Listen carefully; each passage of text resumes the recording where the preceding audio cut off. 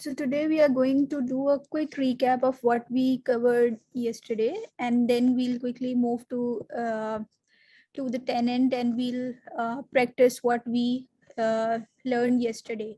So we talked about the two staffing models that are available in Workday. So the first one is position management, and the second one is job management. Um, what's the purpose? Basically, both of these models are used to determine how jobs are defined and filled. uh, we can have like different levels of control by choosing one of the two models.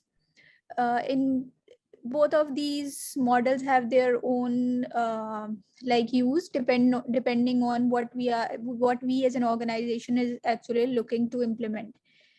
um, Mostly position management model is used. The reason is it allows more control over the positions, and positions can be moved from one supervisory to another. Specific number of positions can be created. Positions can be open after a job change. We'll also see it once we do the practice, but I'm just quickly going through it to refresh what we talked about yesterday. So hiring restriction rules can be defined in both of the models. It depends, because position management is primarily focusing on a position. So that's why restrictions defined for in position management model is specific to position. While in job management model, whatever restrictions we are defining, it will actually go for that specific supervisory organization. So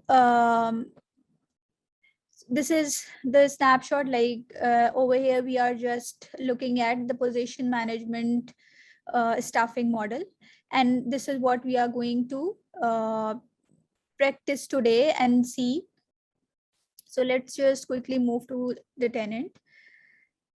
So um, so for some reason the other user, the other user with like master or power user access, that user is not available, but we have this one available. So we'll just take a look of the staffing model, primarily position management model, and we'll see how the process is done. So for example, let's say let's just check a supervisory, and then we'll create a position, and we'll see all these things that we covered during the session.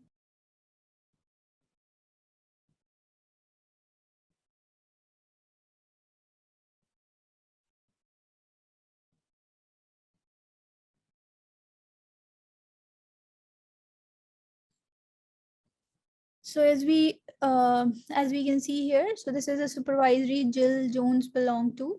So we can see that there are different people, there are different members of this supervisory, and from here we can see that it's a position management staffing model.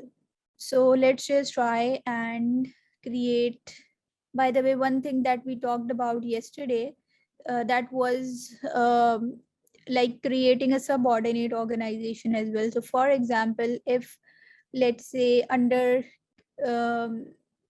let's just first take a look of campus safety.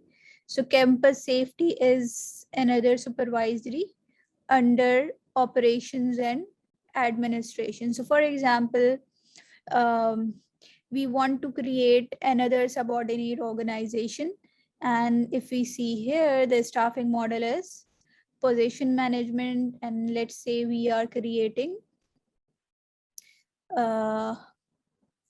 another supervisory organization and another subordinate organization under campus safety. So let's say campus safety, for example, South region. And let's say we are saying it's a group.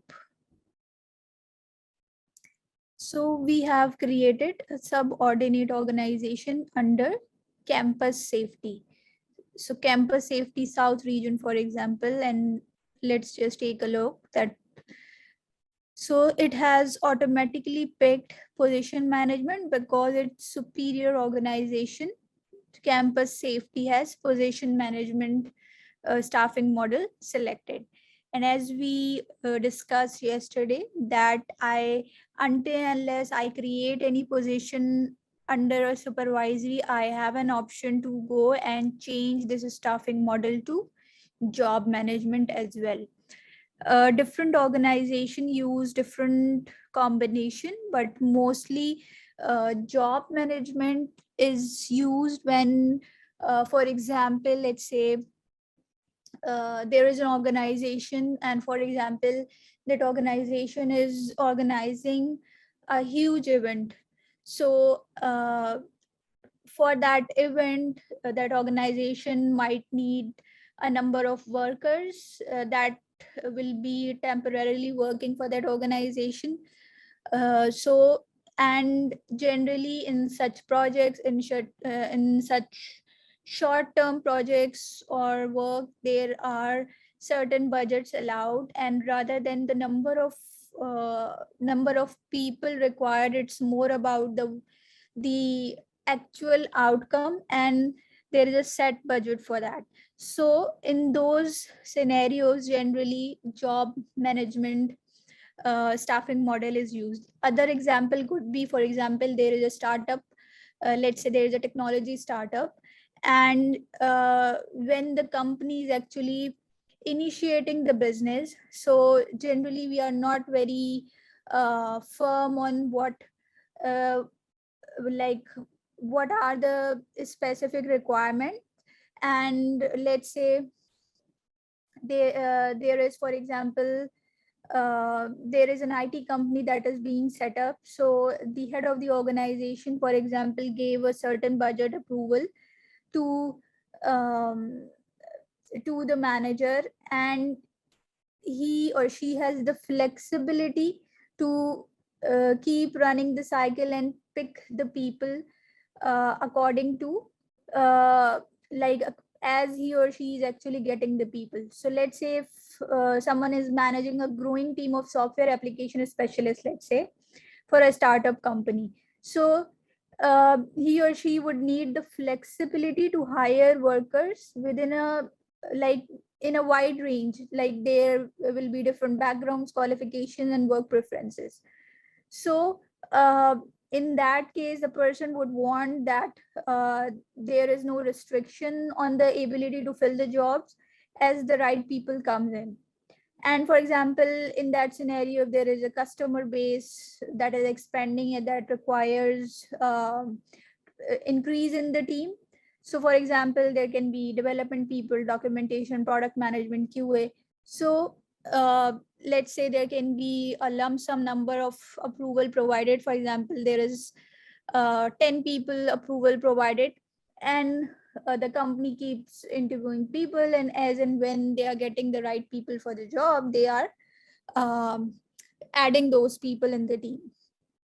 Again, that like job management staffing model provides more flexibility, while position management job staffing model provide more control. So of course, in both of these cases, there are certain budgets involved, but usually the most common model that is used is position management. But again, as I mentioned, depending on the scenario, a job management model can also be used. So let's just try and go for a. So we have just seen that we can create uh, a subordinate organization. We can also assign superior. We tried this in our previous sessions as well. We can also divide an organization. So we can split it into, for example. So now let's just go to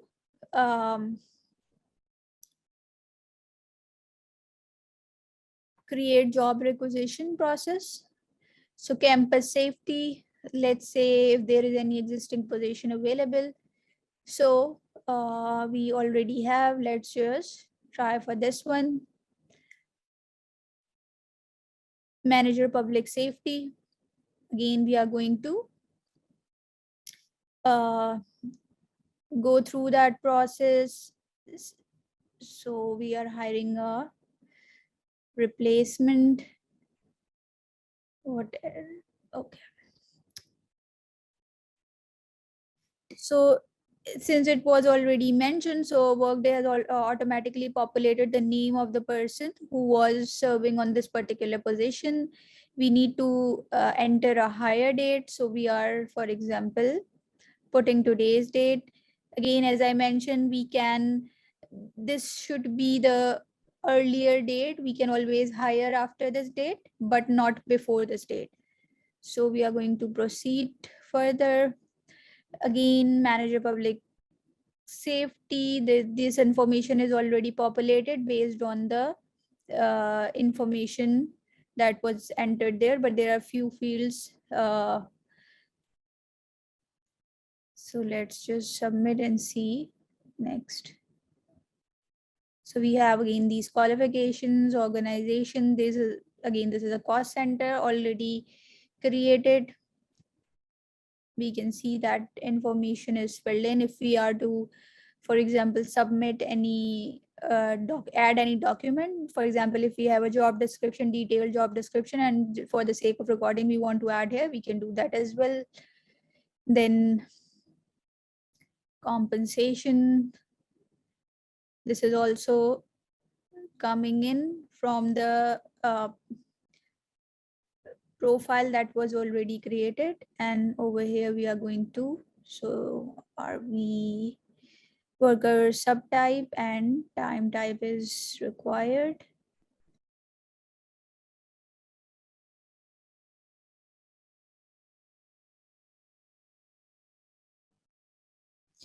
Yesterday we got stuck here because the user that we were using, that user did not have the super user access.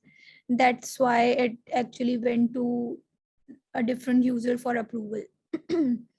But now we have this process completed, and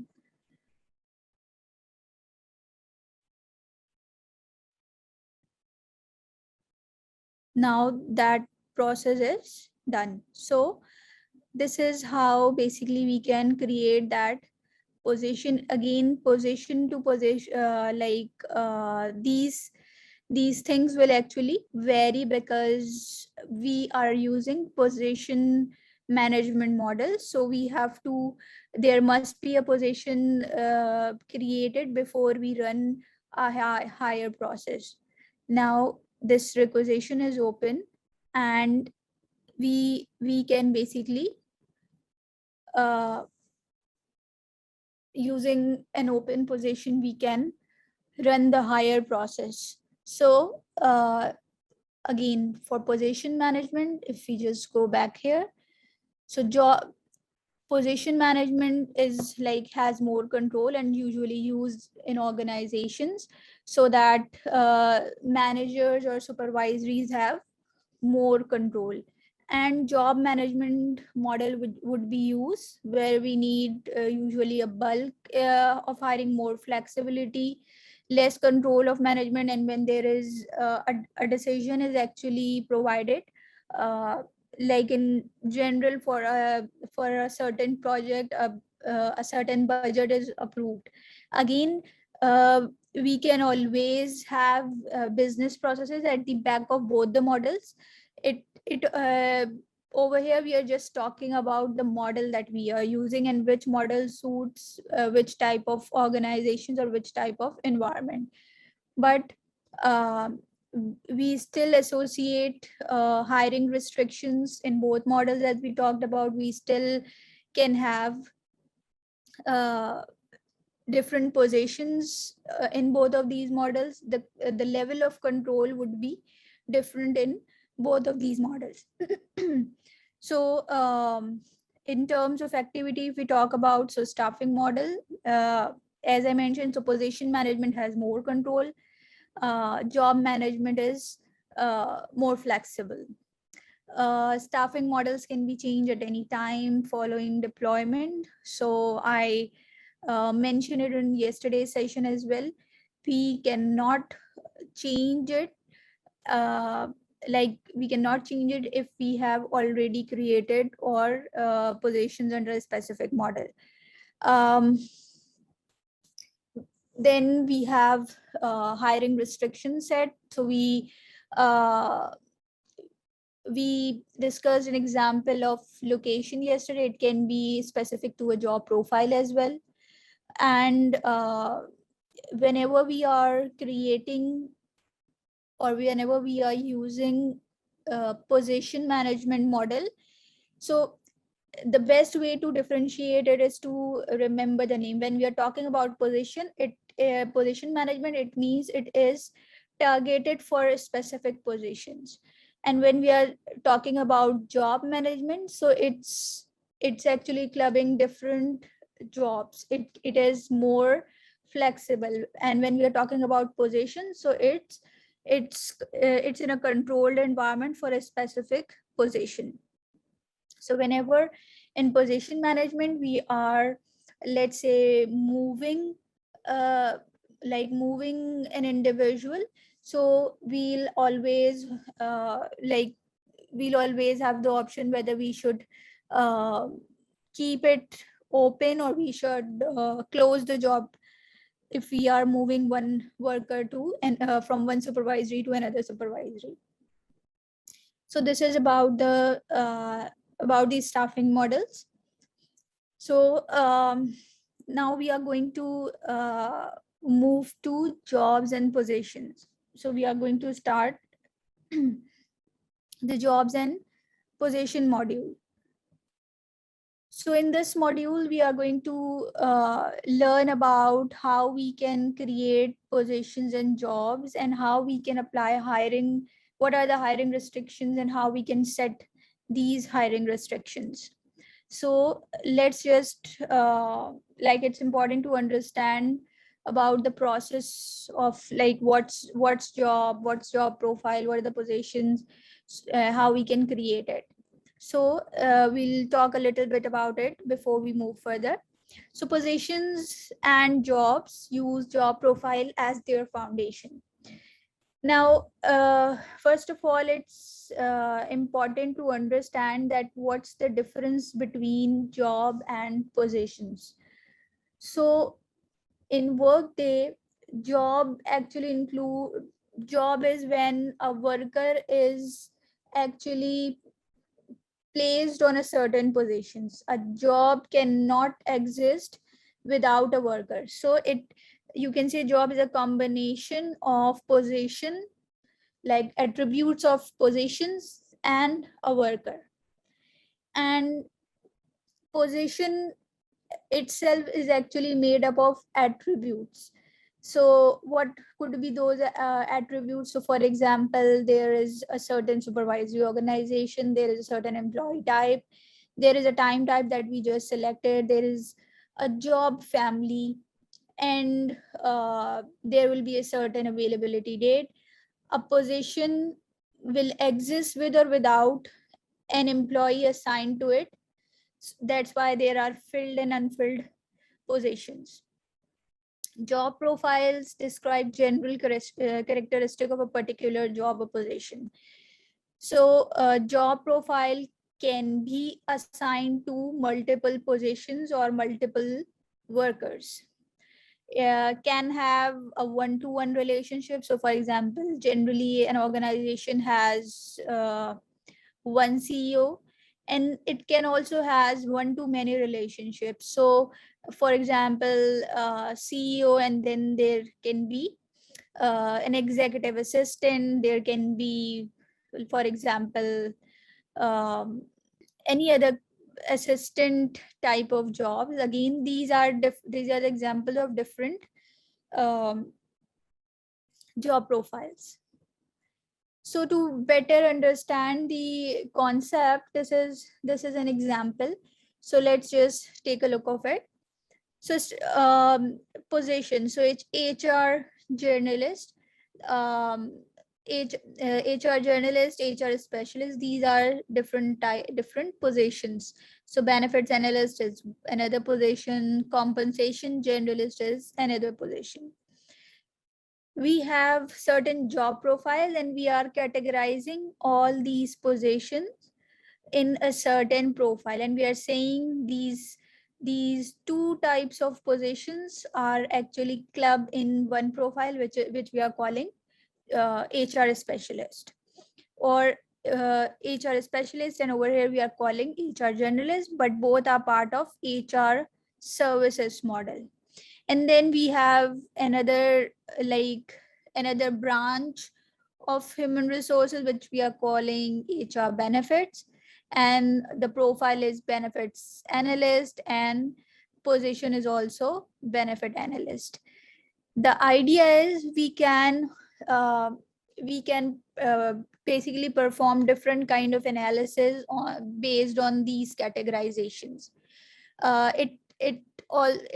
It just not only provide us the visibility in terms of like monetary aspects, but it also helps us to do different kind of comparisons when budget allocations, qualification, what like for example, if you're talking about, let's say, benefit analyst, so there might be different kind of skill set required in this job, which might not be same in this one. So there is a certain specific specialized, we can say, or a different kind of a skill set and personality that might be needed here, but it might and that may be different from this one. So these are the different things, and again, maybe let's say, for example, like competent benefits analysts are not easy to find in the market, for example. So we know that because there are less competent people in the market, so there might be a possibility that uh, people with this profile are generally paid more in the market than having, let's say, this profile. So these sort of small things, these kind of analysis can be performed, and these specifics actually helps us to do different analysis. And again, that all goes back to and connect with budgeting as well, with our different decision in the organization. We can also check that in a particular job family, how many types of jobs we have within our organization. And for example, let's say if my organization is actually planning to open up a new division, maybe in the same country that we already have a presence in. So I would rather prefer to take people who are already part of my organization, because I trust them, I know what a skill set they have, and maybe of course I'm not going to like pick all of them. I'm going to maybe pick one or two or maybe three of them, because I think that they can provide more value, and I can only make my decision when I have all that background knowledge. I would have the knowledge of their skill set, their profile. I would have the knowledge of what what's their market value, what are the skills that they are bringing to the table, um, what will be their cost. I can also do my analysis that what if I'm going to hire a similar profile person outside of my organization, what will be the cost. But then even if, let's say, I am getting the same resource in a cheaper cost, but still I don't know whether the person that I'm going to hire outside, will that person be able to actually produce that results. And people who I already have in my organization, I know their level of expertise, I know how competent they are.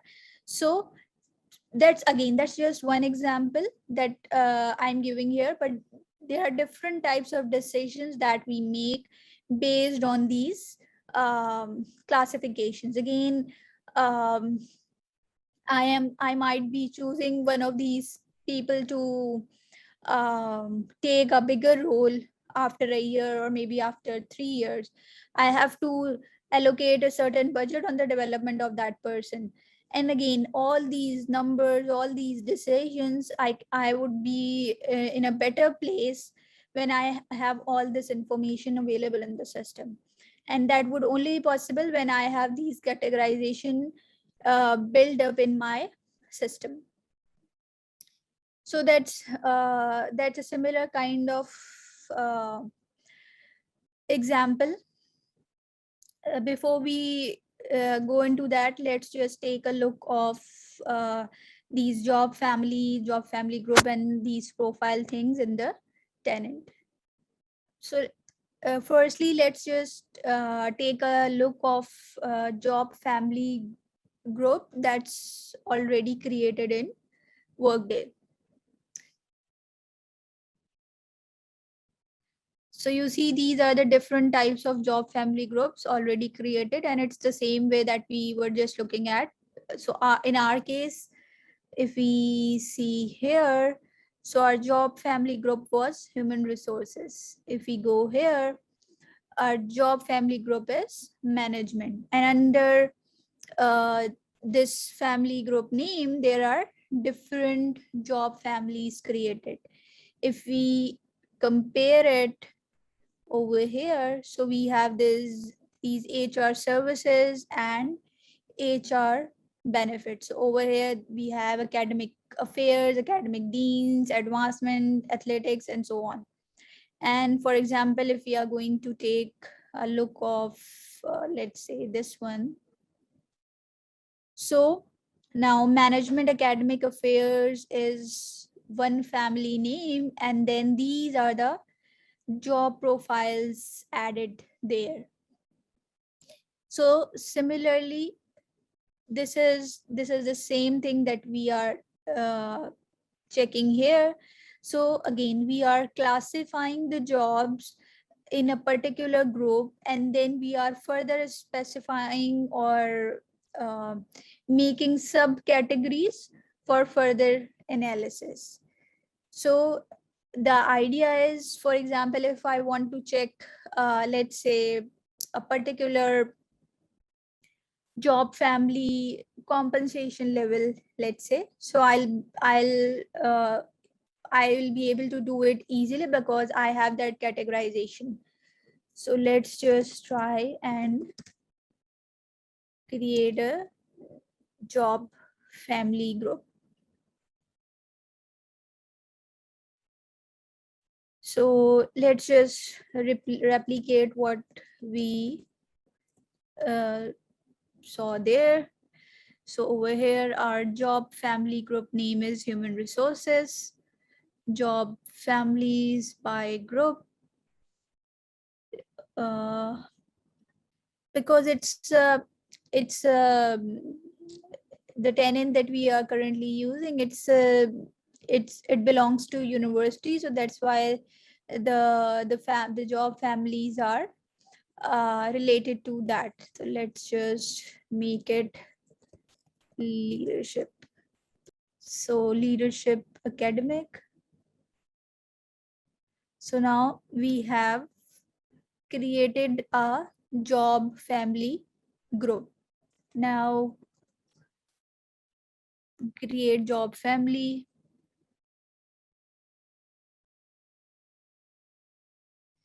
Now I am going to add a job family name. I can, for example, and over here I'll choose this one. If I have a profile, I can actually select, for example, if I want to add any other profile as well, let's say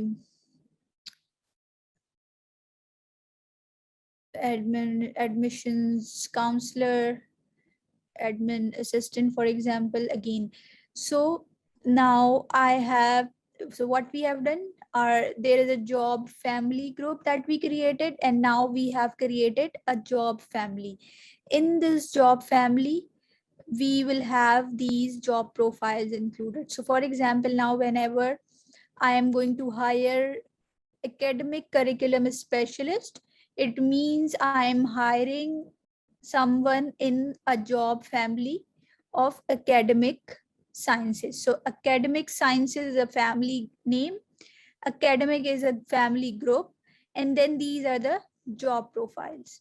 Again, we are doing categorization of um, jobs to better understand and to better organize our people, and we can do run different analysis based on that. So that's the purpose of having this job families. And let's say, so see, academic, it was already created, we use that. So there are different job families all included. These are the job profiles that are included. Again, the purpose is we are grouping this, and uh, we we use these to run different analysis. So let's just click okay. So we have created a job family with the name of academic sciences. Again, another example, job family group is finance. Then there are different, like there is one accounting, then budgeting, investment, and student financial services. And then there are different job profiles. So for example, in the accounting family, we have these 3 job profiles: staff accountant, uh, senior accounting officer, manager accounting. So there might be one manager accounting, there might be 3 senior accounting officers, and there might be, for example, 5 staff accountants. So different people can have like more than one person can have similar job profiles. And if you remember, when we were creating the position, there was a range of compensation as well as salary that we were defining there. So maybe someone based on certain skill set, maybe experience level, or maybe any specific qualification, someone uh, belongs to the same job profile might be at a different pay level. So, but it will be in a certain range. Again, so you will be able to uh, check that when you have, like, when you have it classified, you will be able to create different reports built on that, and we are going to check it once we cover the reporting section as well. So what is a job catalog? So the whole structure that we just talked about, it's called job catalog. Everything from job family to job profile, to job family group, what compensation someone is getting, what profile someone has, like job profile. So and what and why it's important, as I mentioned, so it's helpful in talent recruiting, in compensation, in career mobility, succession planning. So as I mentioned that, for example, if we are going for a new business, or we are going opening a new division, for example, maybe we are planning to promote someone to a higher position, we can use this information. And these things, these classifications actually help us build those decisions. And we are not building, or we are not actually taking those decisions in the air. We have certain information available in the system based on which we are taking these decisions. So this at the back of those decisions, we have this information available. And that's why we generally spend a lot of time in configuring the system and having all these things in place, because at the end of day, this all helps us in different business decisions. So that's where the part comes in, and that's why it's important that we have these classifications. Because you know So for example, let's say again, different things vary from different like in a different market. But let's say since we talked about the HR example, so let's say if I talk about a recruiter, and especially let's say technical recruiter, so and on the other hand I talk about someone having, let's say, um, HR benefits, let's say specialist, or and the other one is technical recruiter.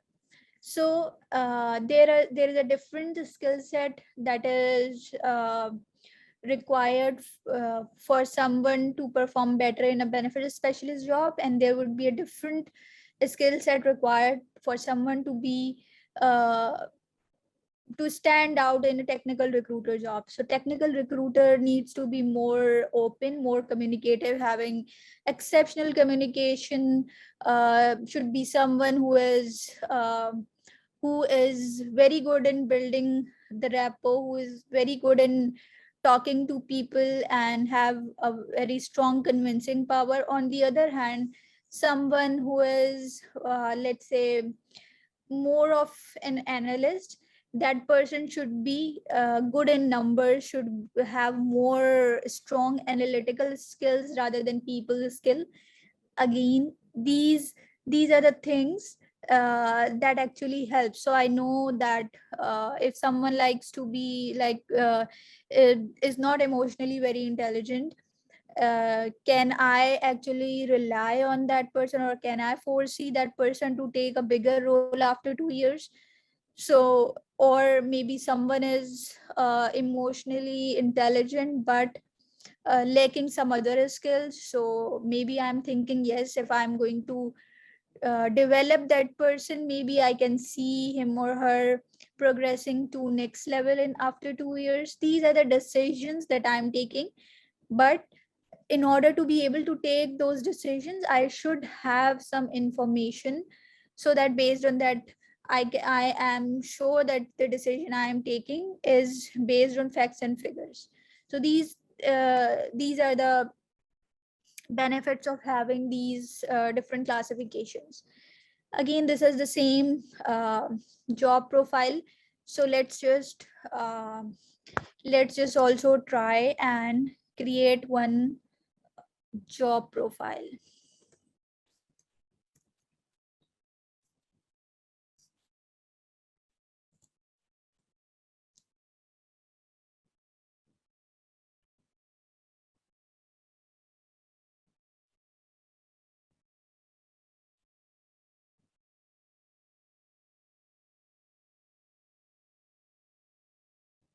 So academic affairs specialist. Now I have the option. Again, some organizations also create location specific profiles as well. So for example, I say US. If I add, again, it all depends how I am classifying the profiles in my environment. And then I am saying, for example, I want to restrict it to a country, and let's say I'm saying I am going to restrict it to United States of America. It means I can only hire whenever I'm going to select this job profile name. It the country of hire would be USA only. It will not allow me to hire in any other country because I am adding this restriction in the profile. Then I am also saying I can actually define the management level. Let's say I see that this is academic affairs specialist, so he or she would probably be an individual contributor. Would he or she would not have any management or senior management responsibility. So I am putting this individual contributor here. Job level, let's see what job levels are available here. There are no available, we can create as well. So we have these job families available, job category, because we are seeing this is individual contributor. Again, these are the options. We have an option whether we want to specify certain options or we want to keep this open. Whatever we select here, and uh, if we are going to select um, hire any person using this specific profile, then we'll uh, all this information will be automatically available whenever we are hiring that person. So let's say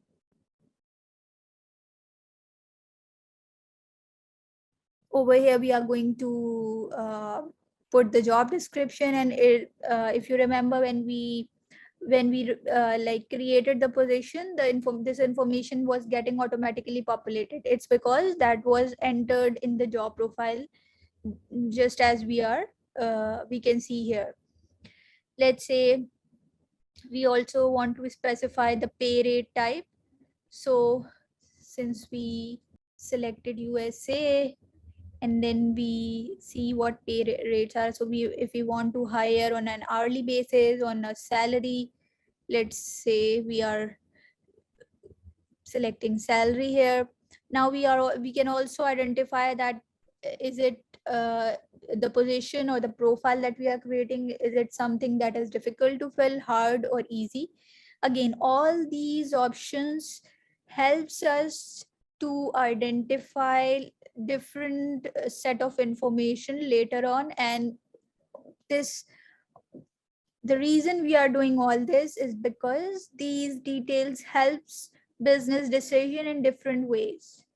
So it's up to us. If we don't want to select any level, we can do that as well. If we want to mark it as critical job, we can do that as well.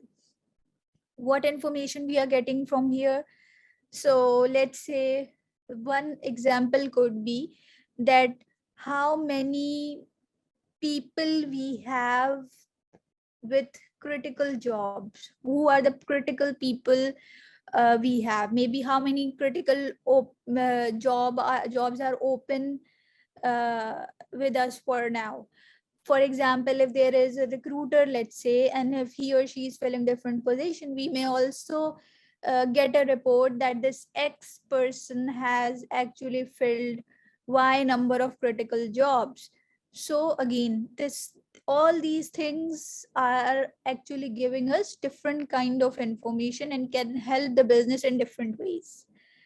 So compensation grade, let's say administrative and professional. Again, these grade profiles are also something that we can create ourselves, and we can specify that what does that grade profile, what's further what is the specification further under a specific grade profile. So this is we still have an option that we specify further codes. If we want to add certain certifications, we can do that as well. And then all this information will be populated once we create a job and assign this job profile.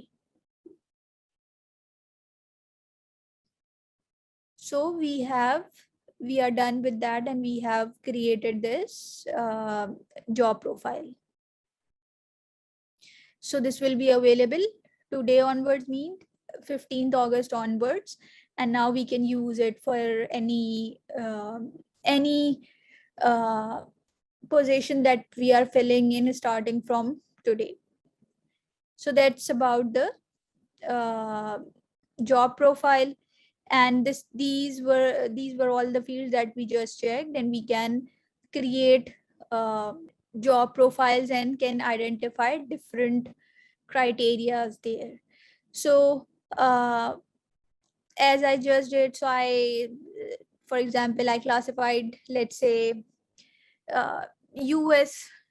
So let's say any organization can have different, like there can be a grading system, and that can be based on maybe a type of job, maybe for certain region or zone, maybe for certain type of job. So for example, if we take the example of um, let's say support job, generally there are different level of support people. So let's say we generally say level 1, level 2, level 3. So tier 1, tier 2, tier 3, for example. And let's say we are saying that tier 1 support people, they again, if we are going into further details, they should have strong communication skills, because they are the one who are directly communicating with customers. um, and they might not be necessarily technical, because all they need is to uh, be the first point of contact. So again, there is a different salary range, different range of benefits, perks, qualifications, experience that is required for level 1 support people, and it will be different for level 2 or level 3. Level 3 people are generally more technical. They are actually working on back end, interacting less with people and doing more hands on work. So their skill set, their pay level, their everything would be different from L1 people. So again, based on that, sometimes you classify different people. And now what information I'm getting from that classification? So let's say I am having, let's say, 100 customers. 100 customers are using my software application, for example. And now I know that, let's say, um, I have, for example, 20 20 people or maybe 50 people, L1 support people. Based on that, I got this information that my support team is very responsive. And when I'm checking the responsiveness, so let's say my clients are telling me that the response rate is very good or not very good, I'm going to identify and see that, if let's say I have identified that the problem is actually lying in the response rate, for example. So I need to check the, maybe either people who are at level 1 support are either they are not doing their job well, maybe they need some training, maybe I need to increase my workforce. So I'm going to actually uh, get different data points from here, and then going to compare it with other things, with other stats that I'm getting in the business. And based on that, you can define these parameters again. So over here, if we take the example, so if we have different profile for different zones, so for example, let's say if I am going to hire a resource in India, the cost would be different. And if I'm going to hire similar skill set resource in the US, the cost would be different. So the cost would be different. Let's say I have operations in both of these countries, but the pay level, the compensation level would be different. And of course, that's a different debate, that why it's different. But based on that, I am actually budgeting, creating my budget, that if I'm going to hire in zone 1, this will be the price. If I'm going to hire in zone 2, these will be the like details. So again, these gradings, these profiles helps us to get these details. Now here are the pros and cons of using these grades and bands.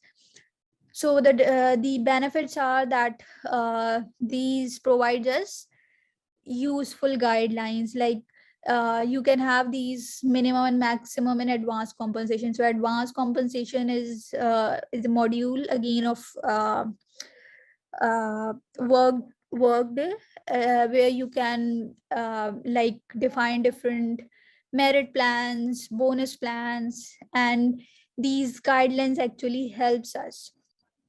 We can uh, we can propose different compensations, and uh, we can make different eligibility rules.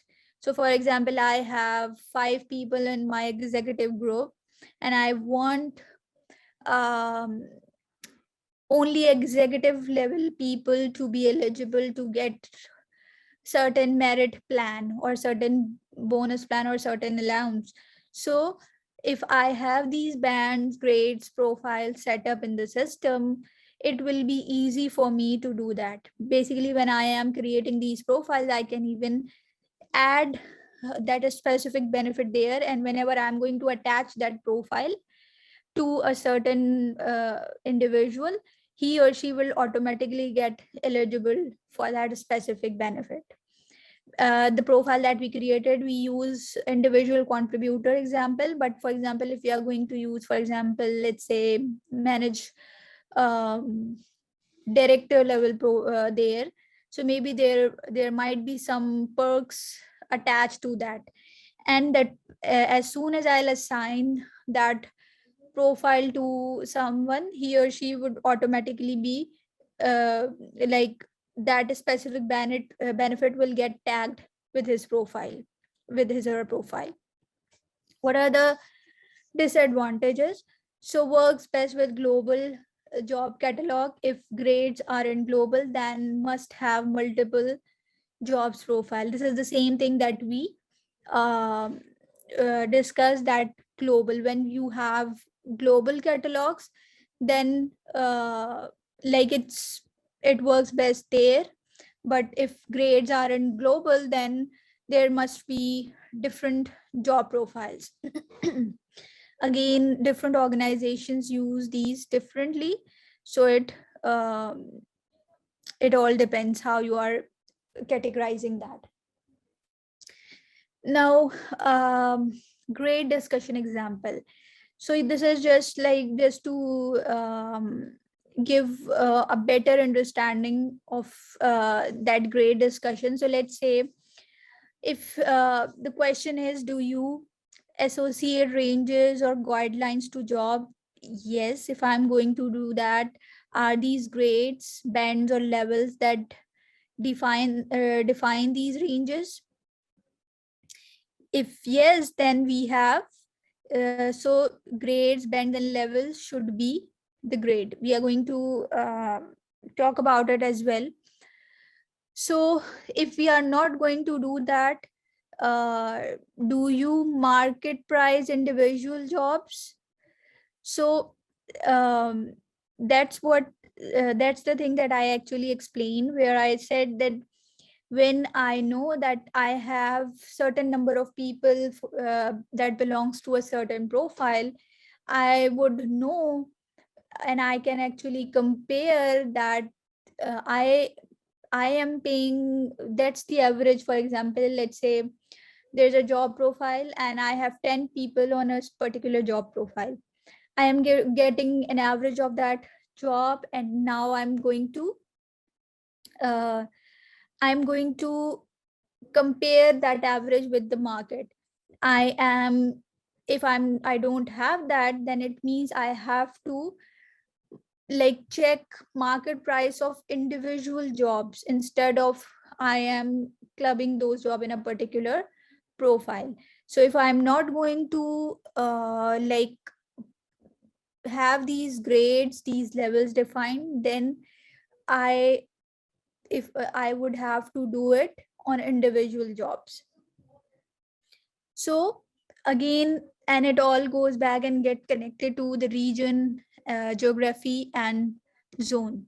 And that's how we do that. Again, as I mentioned, that for example, if we just take that technical recruiter job, let's say, or maybe benefit analyst job example, the jobs are same. I am hiring one person in India, the other person in US. They have the same qualification, experience, but based on the geography, region, and zone they are serving, and they are based in these things, the details might vary. Even maybe their pay structure may vary, their benefits may vary, of course, and the currency may vary. So these are the different things that we are like why we are doing it, and what are the benefits that we are getting when we are categorizing these jobs into different uh, grades or bands. So here is an again another example of grade setup by location. So we have grade, let's say accounting intermediate, and then we have that same grade available for two locations. Now you see the price, that if we are hiring that's an accountant, intermediate level accountant, the minimum is 50, but the same grade level job costing 5,000 more in New York, and the same way 6,000 for the middle range more, and 7,000 for the max range. So these are the different examples. Let's, and that's again that's getting connected to the budget, that's getting connected to the decision whether I should hire in New York or Chicago. Of course, there must be other details associated with it. If I really need someone in New York, that should be based in New York. So yes, in that case, it makes sense that I spend more and hire in New York, because that's where the person is needed. So those those sort of details, those sort of decisions actually helps us to like these details are making us or are helping us to decide where we should spend that money, where we should hire that person, and accordingly we allocate our budget. So how to create jobs and positions. We talked about it earlier as well. Position is created within the context of a supervisory organization. You need an open position available before you can staff a supervisory organization if using a position staffing model. Few mandatory fields. So position title, number of positions, availability date, earliest hire date. So before I go to that, I just quickly want to ask you people want me to like show you the position creation process. I'm asking because I already covered that. So let me know if you want me to go through that process again. If anybody can, or if we can directly move to next step. So I'm just quickly going through the open positions that we already have created. So I have like uh, I typed view open positions, which is a task in Workday. I selected human resources organization, and these are the positions that are already created. Let's just quickly take a look of one of these positions. So you see these are the different uh, like different details that are um, added in here. I'm not repeating that process because we already did I think twice. So I'm just quickly showing the details of the positions that are entered in this particular position. So you see the title of the position is senior benefit analyst. This is open position. The required qualification is BS business administration or human resource management. um, Professional human resources, this is the certification that is required. Then the work experience required should be like should have 5+ years in benefits administration, general HR experience, or employee relations experience. And then these are the responsibilities that are defined here.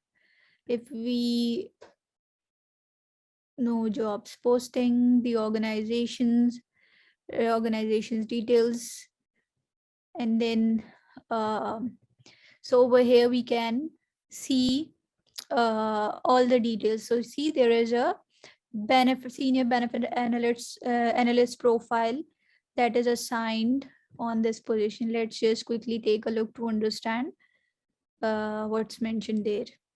So this is all the job details are here. This is an individual contributor as we selected there as well. Job family, senior staff, business and administration. This is a job classification. So let's just take difficult to fill, the same thing that we were discussing, and no, it's not a critical job. Then no compensation is defined. Medical checkup required. So these are the details that are filled in while creating this job. So I'm not repeating that process because we did that already twice.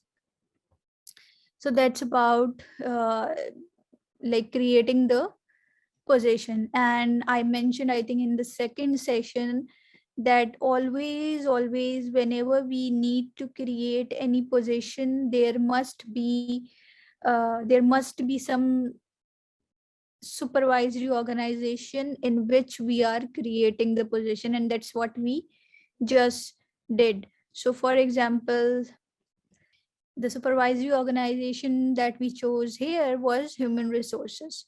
So it's a prerequisite, it's a requirement that we there must be a supervisory organization, and only then we'll be able to create a job requisition or a position. And of course that supervisory organization will have a certain manager.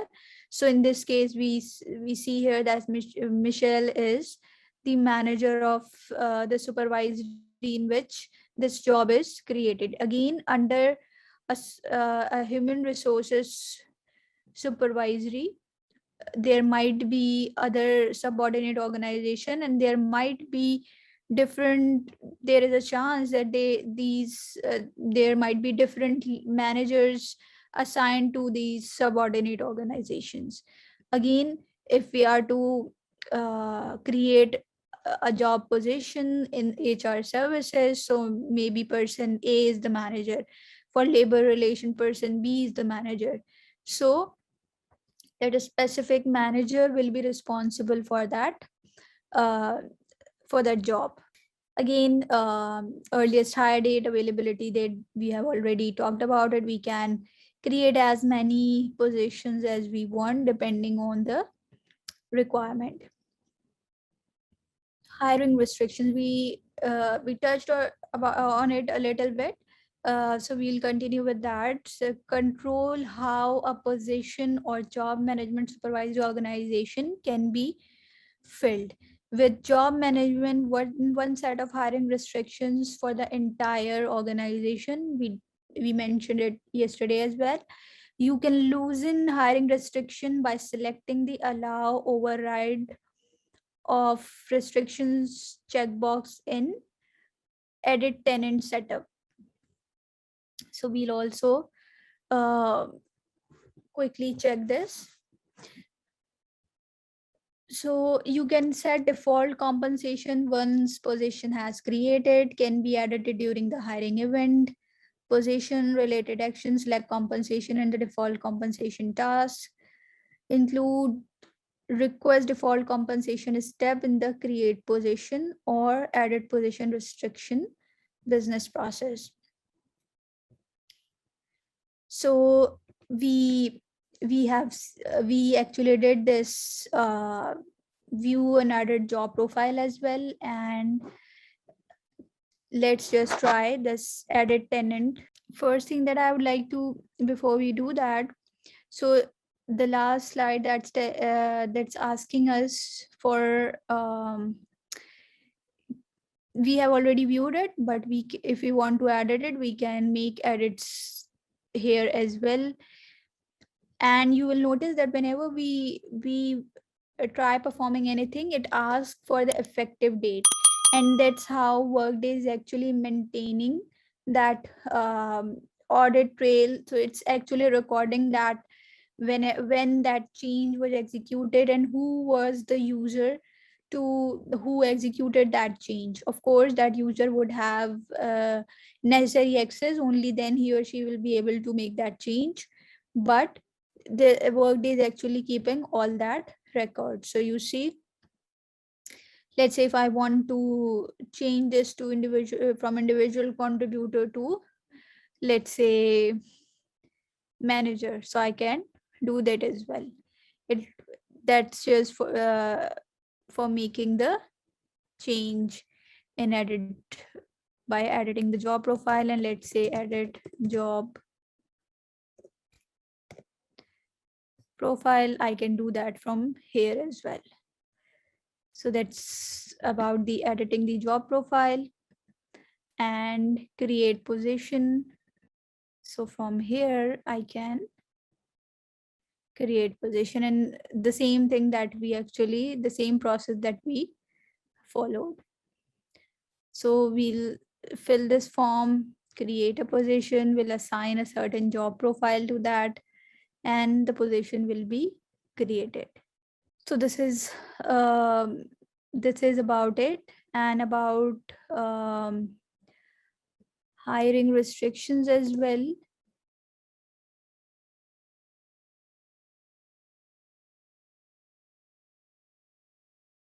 I can we'll cover that the hiring process uh, in the next in future sessions. So we'll also run the process, and we'll see different associated processes from that. Let's just take a look of the last thing.